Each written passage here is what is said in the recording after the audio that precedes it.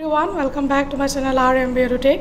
আশা ৰাখিছো আপোনালোক সকলো ভালে আছে আৰু আজি এই ভিডিঅ'টোত আমি আলোচনা কৰিবলৈ এটা নতুন update regarding Assam direct recruitment আৰু আপডেটটো হৈছে টু ৰেজ অবজেকশন এগেইনষ্ট দা আনসাৰ কি অফ এনি কোৱেশ্চন।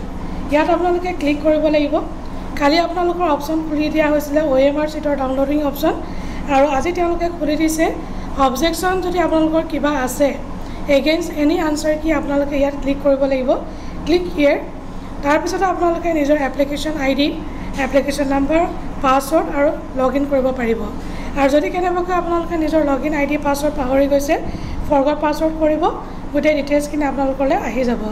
আৰু এটা নেক্সট ইম্পৰ্টেণ্ট হৈছে যে ডাউনলোড আনসাৰ কি যাৰ যেটো সিৰিজ আছিল তেওঁ হেমতে ডাউনলোড কৰি আনসাৰ কিবিলাক মিলাব আৰু যদি আনসাৰ কি কিবা আপোনালোকে ভুল পায় অবজেকশন পায় আপোনালোকে ৰেজ কৰিব পাৰিব। কিন্তু কথাটো হ'ল অবজেকশন অকল ৰেজ কৰিলে নহব উইথ সাপোৰ্টিং ডকুমেন্টস আপোনালোকে দিব লাগিব আৰু অথেন্টিকেট মানে সাপোৰ্টিং ডকুমেন্টস এভিডেন্স দিলেহে আপোনালোকৰ অবজেকশনটো তেওঁলোকে ভ্যালিড বুলি মানিব।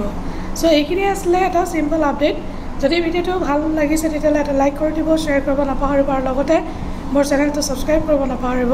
থ্যাংক ইউ সো মাচ। বাই বাই, টেক কেয়াৰ, জয় হিন্দ।